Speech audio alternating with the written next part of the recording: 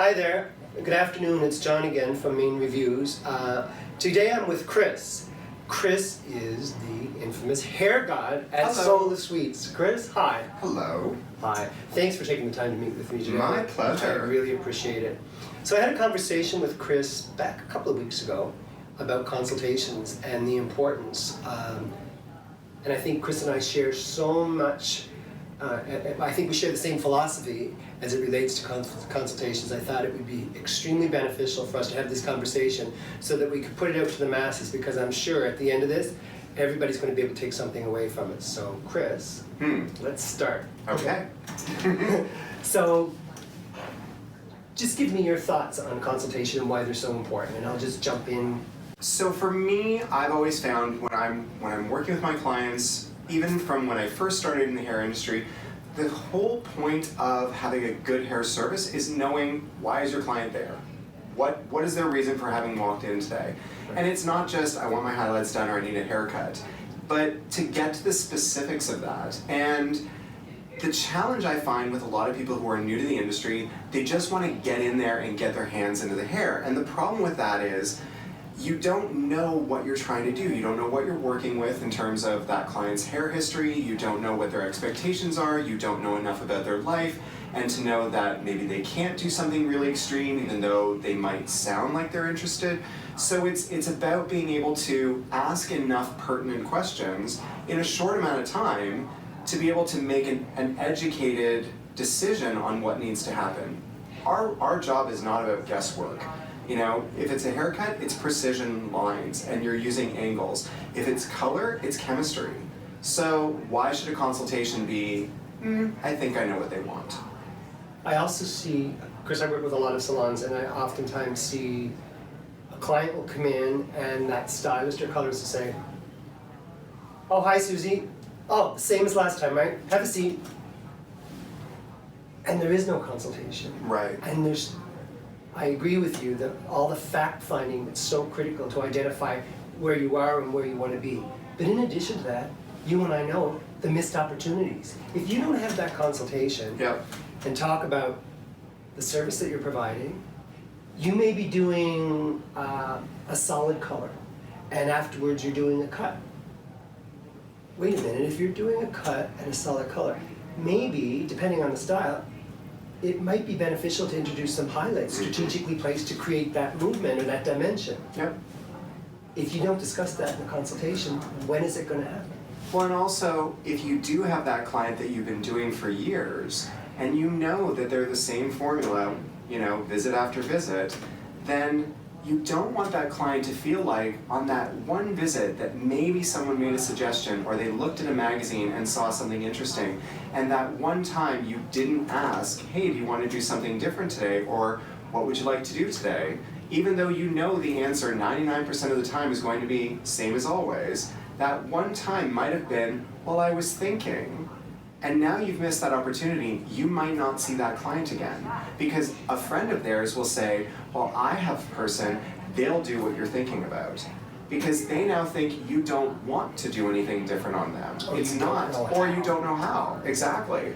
So I start every consultation, every client, whether you are first time in my chair or 20 years in, what are we doing today? Even though I know, generally speaking, what we're gonna do today. But there are times when a client will be like, well, I was thinking I want to adjust the color a bit. Cool, tell me what you're thinking. And then we'll have a 5-minute conversation about how we're going to change up the shades of their highlights, or how we're going to warm up the color that we've been doing. Or maybe they're just not sure, what do you have in mind? Make a suggestion, see if I like it. So not putting yourself into that position to give them options and let them know you're not locked into this color. I'm more than willing to give you options of what you can do differently. This is not your only choice moving forward, or for the rest of your life you have to be a 5N. And I think that's great, because I think a lot of stylists, colorists, they don't have that conversation with their client. Yeah. It's a missed opportunity. But the other thing is too, I've observed there's no reference ever made, or very rarely, to the product that's needed to maintain that service or to replicate it. Right. If you don't have that conversation during the consultation, and maybe make mention of it while you're doing the service. It's too late when they're at the cash register going out the door. That's done. The other thing that I find too is, where is the conversation in reference to the maintenance regimen and the cost attached to it? Whenever I'm dealing with students, or even when I go into a salon and I'm teaching the stylist and the colorist, I said, it's so important during that consultation, especially if you're doing a service that there's a huge change. If you're taking them from a level 3 up to a level 8, you and I know that that hair is going to be levitating off the scalp in 3 weeks. Right. You need to have that conversation, and you need to explain to them the cost attached to it and the frequency of visits back to the salon. If you don't have that conversation, you're going to end up with an unhappy client. So transparency, I think, is critical, especially as it relates to the cost, and then product. Well, it's not just a case of, let me sell product to you today. It's about understanding, what is it that you've asked for today? What is that service going to do to your hair? Have you addressed certain needs of your hair? My hair is feeling a little bit drier because it's winter, or my hair is super staticky, or I'm finding that I don't have a good styling product, or I'm using my flat iron all the time and I'm not using heat protection. They're already giving you clues to what products you need to recommend moving forward. So it's not about being a salesperson. You know, I think a lot of people in our industry balk at the idea that we have to push product on our clients. We just want to be creative artists and then just let whatever happens happens. But we do a disservice to our clients if we're not following up. If you've given them a $200 or $400 color service and then you let them go to Shoppers Drug Mart or Costco to get their styling products or their maintenance products, that's not going to maintain the service that you did, because it's not the same grade of product. I was teaching a group of stylists and colorists last week, and we were talking about that very thing. And as you said, the pushback always is, I don't do sales. My response to that is, okay, fair enough, but by a show of hands, how many of you consider yourselves to be professional? And of course, everybody raises their hands. Okay, so I said, and I put myself in this category as well. As a professional, it's my responsibility to educate my client on why they need that product. I'm not talking about selling, I'm recommending and I'm educating. If I do that, the likelihood is that client is going to take that product, the commitment that they have to me, or the relationship that they have with me, becomes stronger. There's a higher level of trust, and I want my clients to be dependent on me for everything. So in that conversation, if I can address that, then I'm getting that buy-in, I'm getting that commitment. And it's exactly what you said of building the relationship. You know, I've worked for salons in the past where it was very much about a hard sell. And my philosophy was always, if I've educated you on what you need in your hair, then when you need to buy a product, you know that if I recommend it to you, I'm not selling you something. I'm telling you this is what's going to work in your hair. So there's a trust factor that gets built with that, and that's what builds that longevity in. It's not just simply, here's the latest product that Goldwell or Wella or Schwarzkopf has come out with, and yes, you need to use it. It's, this is what's going to be right for your hair, and try it out. It was interesting, when I was speaking to this group last week, we were talking about color. And I said to them, I said, so I want you to think about this. Can anybody tell me where the tonal value resides for the first 48 to 72 hours after a color process is done? Nobody responded. I said, okay, I will tell you. The majority of that pigment is residing just inside the cuticle layer. If you've done a fashion color, for example, if you've pre-lightened the hair and you've done a fashion color, and you don't explain to that client the importance of using this shampoo and why they're going to use it, and they leave and they go to Shoppers Drug Mart and they buy Finesse or Pert or whatever the case may be, that's not pH neutral and it's high in alkalinity, what do you think is going to happen? Exactly. It's going to strip the color, and who looks bad? Not the client. But what does happen is that client's back on your doorstep in a week's time because that vibrant color that you gave them now looks like mud. So, now that I've said that, do you still think it's selling? Or are you educating your client and recommending? Which one is it? And so they began to see it in a very different light. And that's something, when you and I spoke, I know that we feel the same way about that. And that's something I know you do with your clients, right? It's very much, for me, being on your own, obviously you recognize that retail is an important factor of running a business, and you need to have products available for your clients because you want to be able to be that person that can be all things to them, not just the cutter, the colorist, the blow dry, but then also when they're doing their hair at home, they know that you've given them the stuff that you're concerned about what they look like past your threshold. And like when I teach for Goldwell, we have a Goldwell cycle, and the last part of the cycle is at-home maintenance. Right. So because you can't finish out the in-salon service without the at-home component. That has to be part of the deal. So even if they're not buying that product the day that I talk about it, chances are they'll grab it on the next service because they've been thinking about it, they've used up what they've got at home, and now they're ready to try something new. So don't worry that the sale doesn't happen immediately. It has to be more of a get the conversation going, get that trust going, use the product on them that day so they can experience it, they can smell it, they can see it, they can read it, so that they get that experience right from the get-go. And then when they come back in, now they see the difference of, hey, that really did work. I get so many clients that will message me and go, I love the styling product that you sold me, I love the shampoo, that this is working. Like, they'll actually tell me that prior to their next service because they're impressed. That's when you know you've built a relationship, that it's not just, great, I made my quota for sales this week. Exactly. And I get very upset when I go into a salon and a salon owner will say to me, my expectation is that my staff sells this, they sell this, they sell this. And oftentimes the owner will say to me, I get a lot of pushback. And I said, well, of course. And this is why. And it's exactly what you and I are talking about. If you take the word sale out of the equation completely and make specific reference to education and coaching your team on the importance of that and how to effectively execute a consultation, you'll see that your numbers are going to increase anyway. Yeah. This one particular salon I was working with recently, that same thing came up, and they said to me, well, I'm frustrated because I don't want to have to sell X number of dollars a week, and I find it hard to hit that threshold. Mm-hmm. I said, and I can appreciate that, but I said, if you do as I'm suggesting in terms of educating your client and then recommending, those benchmarks go away anyway. Yeah. Because you're going to exceed all those benchmarks as a result of the process. Yep. And this is the thing, I've worked for companies that have done quotas, and absolutely, you get scared of them because you think if I don't make my quota, I'm in trouble. Like, Exactly. That's not a perspective that anybody wants to be looking at. But if you take that out of the equation, if you just make it a case of educate each and every client, figure out how to talk about it organically within the service, so when you're first in the consultation, touching their hair, talking to them about their routine at home, that's when there's that ability to get that out of the way so that you can have a meaningful conversation with them during the service, and it's not, so let's talk about shampoo while I'm doing your highlights completely out of the blue. That's not how you make that work, and I think that's what people think owners expect, is that the only thing you're talking about is product. No, it needs to be part of the discussion, and then get into whatever you're going to talk about with your clients for your service. Or not, maybe a magazine is all they want to do. But getting that out of the way because it's part of what you're going to do today, that should be part of the conversation. Exactly.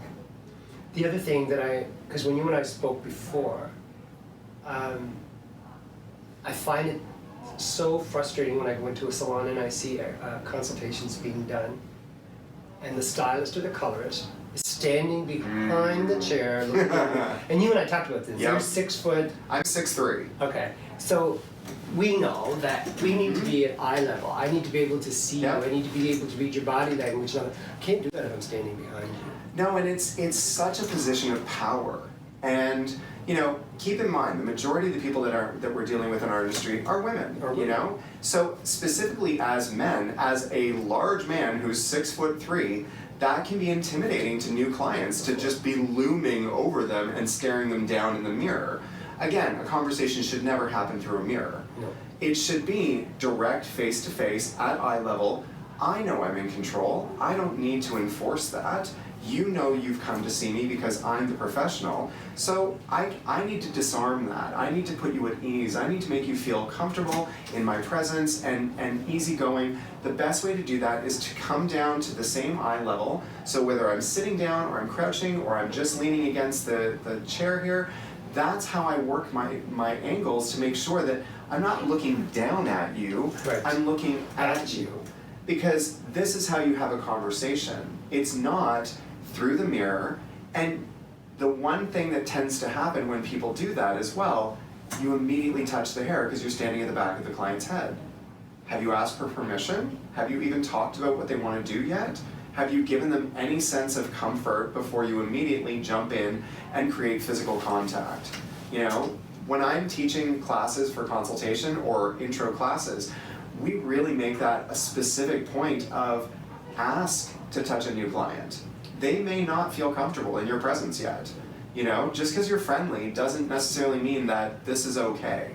And we are in a #MeToo post world where you need to ask permission for everything now. So sitting this way removes all of those barriers. It gets that friction out of the way so that clients don't feel like you're trying to tell them what to do or that you're an authority. That's already established. This should just be a conversation between two people. Tell me what you want to do, and I'm just here to listen. Something else I find that's really important too, Chris, is active listening and paraphrasing. And we both know that that doesn't Yep. happen often enough. And something that I make a lot of reference to is something I call the secret service. Is during that conversation, so I'm gonna, if I'm having a consultation with you, for example, I'm gonna bait you and you won't even know it. I may say something about graduation, I may say something about an upcoming wedding, I may say something about a trip, and you're gonna buy and you go, oh, you know, funny enough, I'm going to Europe in May or what. I'm going to document that as soon as I can because I'm going to use that later to be able to reach out to you and say, hey Chris, I know that you're going to Europe in May. Just an FYI, why don't you pop in for a cleanup on me or however. Yep. But what that does is that solidifies that relationship and all of a sudden that client feels like, he listens to me, he Yep. actually listens to me. I will make notes on when I've done a client, especially if it's a new client. My clients that I've been doing for a long time, I'm practically part of the family now. So, you know, like I've literally been to some of their weddings. But it's more a case of when you see a number of people on a daily and weekly basis, it's hard to keep everybody's story straight. So making notes for yourself so that when they come in next time, ask them about the trip they were on, ask them about the baby they had, that they no longer have a pregnancy bump, and you may have forgotten about that. And like, hey, anything new? And they're going, yep. Had a baby. So making notes for that is just a way of showing that you paid attention. We can't be expected to remember every detail about our clients, but it is absolutely a key tool to building that deeper relationship because then you talk more about those events or about their family or about their childhood or about their current life, their work, whatever. And in that initial consultation, it's to get a sense of the person. Do you have kids? Do you have a full-time job? Is there a restrictive wardrobe at the job that's going to impede the way that you want to wear your hair versus how you're going to wear it on the weekends? So am I taking all that into consideration? You say you want to have a fun pop of color. Well, maybe I can't put it on the top of your head, but I can put it underneath. Exactly. And have you curl it out on the weekends but hide it during the weekday. So getting that information is just a way of showing that you're not just treating that person as your 2 o'clock. And that's a big deal. It is a big deal. And you know, I was listening to something just the other day and they were making reference to beauty services in general. They weren't being specific. And they were saying that the actual experience has as much value and sometimes even more value than the service itself. Yep. Because you know we're underpaid therapists. Oh God, yes. and they tell us everything, right? So we need to leverage that to our advantage for client retention and referrals. But not only that, just to make that relationship as strong as possible so that that client wants to keep coming back to us. And I think for that, I mean, I'm an A-type personality. I do community theater in my spare time. Like, every client is a show. So it's like, I'm on stage every single time a client's in my chair. I know other people, that's a lot harder to do. Conversations don't come naturally to everyone. small talk is a skill. It's not something that everyone can do. And knowing when your client doesn't want to talk is just as important as being able to have a good conversation. If the client's giving you one-word answers when you're trying to fish for a starter, let them just read their magazine. Let them just enjoy the experience. There's nothing wrong with what's happening in that moment. They just are using this as their downtime. It doesn't mean they don't want to talk to you. It doesn't mean that they're not involved. And they're still going to come back because they appreciated that you respected their time in that way. But for the client that wants to talk, we generally say there are 3 rules things that you don't talk about. You don't talk politics, you don't talk sex, you don't talk religion. I talk about it all the time. All the time. All the time. Yeah. All the time. I just know, be aware people may have differing opinions, Of course. and this is a friendly discussion. You know, that's fine if you voted PC, I will still do your highlights. But it's more just a case of, I think people want to have that ability to open up, and I know it's hard for some people because that might not be their personality type to want to open up as well. My clients know just about as much as me as I know about them. So they will ask me about my life, they will ask me about my trips, they follow me on Instagram and Facebook, I follow them, I see their kids' photos, like I comment on things, you know. That's, I think, the world we live in now, where it's not just you saw that client 6 weeks ago and then you have no idea what's going on in your life. You probably know what's been happening to them on a daily basis now because you follow them on social media. So I feel like client has become an antiquated word to describe the people that we work on. They're somewhere between friend, family, and patron. You know, but we just haven't come up with a good word now for it. But somebody was saying to me the other day, and I agree, how we do business now is very different from Absolutely. and the demands on our time to respond to Facebook and Instagram. And you're right, it is an expectation. And I applaud you. I mean, not very many people do that, but it takes a lot of time, it's a lot of effort. So I've been doing this for 20 years now. I definitely started social media.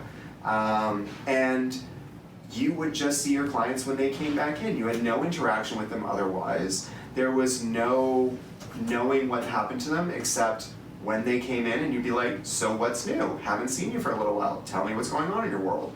Now I have clients that follow me when I post about my trips, comment continuously, comment on the photos that I post of work that I've done, and I do the same thing about their kids, their trips, their special events, their birthdays, like all of that kind of stuff, because that's where we're at now. Exactly. It is, you don't just get a phone call for an appointment, you get a text message, you get a DM on Instagram, you get a messenger, you get an email, like all of those are accessible ways of reaching us now, and those are all avenues that people are going to find you.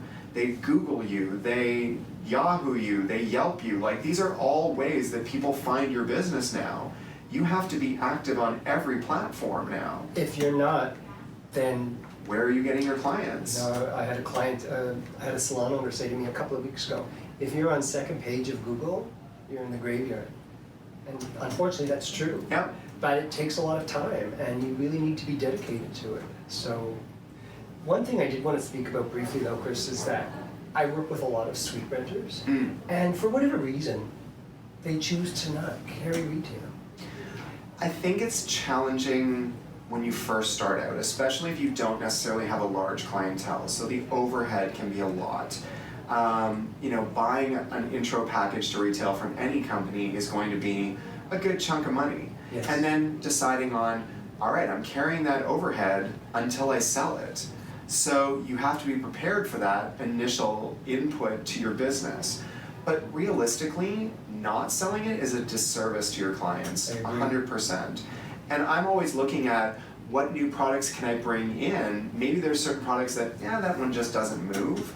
Or there's certain times of year where that one sells better, and then maybe I need to be looking at different things seasonally. So being aware of your clients' needs that way, and being able to bring things in at a week's notice or a moment's notice, or clients message me and go, I need more of this product, can you have it for my next appointment? Maybe it's something you weren't carrying. Absolutely, I'm gonna make sure you have that for your next appointment. because I don't want to lose that sale, and I don't want you to think that I want you to go elsewhere for that. Exactly. And what I suggest to them, even if you just carry a shampoo and a conditioner and a couple of styling aids, at least you have product on your shelf. Yep. It gives you credibility as a professional. Absolutely. And you're going to turn that over and just take that money and reinvest it back into.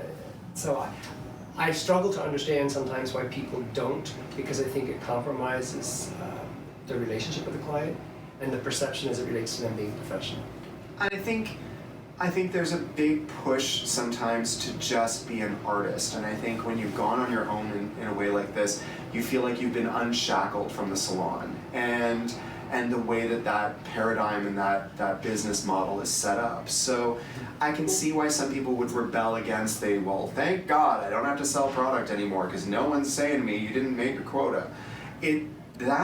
When you start realizing as a business owner what was behind that, you will come to realize it's important to have that. It's important to have that not just as a retail for your clients, but also as a business revenue for yourself. You know, it doesn't cost you anything to sell that realistically. So you bring the product in, there's a markup from retail, you make the money off of that. Absolutely. You didn't have any man hours into that. So why would you not want that as an add-on to your services? So, as we're having this conversation, I'm thinking, we've covered so many great topics. I think this has such value to the audience that's going to be watching this. And Chris, I'm so grateful for the opportunity to be able to sit down and have this conversation. So to summarize. For me, the consultation is 80% of the service. You know, I can teach you how to color hair, you can be taught how to apply color, you can be taught how to formulate, but if you didn't get it right in the first intro with the consultation, then it doesn't matter how great those highlights were or how perfect that color is if it's not what they asked for. And at the end of the day, it's about what the client came in with. I can't tell you how many times I hear from clients, I went somewhere else, they didn't listen to me, this is what I got. I asked for something simple and they didn't deliver because people are not taking the time to really listen to what the client's saying. You're either already looking at them going, I've got this figured out, I know what's gonna look good on them, I'm the professional. I had a client just recently, she had to get her haircut somewhere else and asked for a trim, 6 inches and a neck shave later, she had a haircut. That's not what she asked for. It looked nice, but that's not what she asked for because there was no listening involved in that. Bad consultation. So funny. I'll share this story with you before we end. In one of the salons I had this stylist, and I had seen her sit the client in the chair as I was leaving the salon. I had to step out. So she did the haircut, and when I come back, the lady was gone, and the stylist had gone out to lunch. About 15 minutes later, the lady came back. And she said to me, she goes, John, will you do me a favor? I said, of course. Can you give this? And she called the stylist by name. It was a ruler. Can you please show her what an inch looks like? Ooh. Yeah. I never forgot that. Yeah, so she had asked for an inch, and like your client, she ended up having 3 or 4 inches cut out. So that goes back. I can follow that up. One of my clients recently was telling a story of a haircut from years ago where she'd gone in, asked for an inch off, had about 3 or 4 inches taken off instead, asked the stylist about it, was told, well, maybe your idea of an inch is different than mine. It's an actual unit of measurement, so not quite sure how you could have a variation on how much an inch is, but it's also that kind of attitude of, I know best.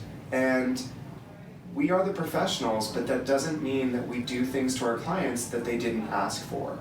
Whether or not your client has damaged ends, that's up to them to decide how much of that comes off today. Exactly. You might want to take 8 inches off, but they're saying 1.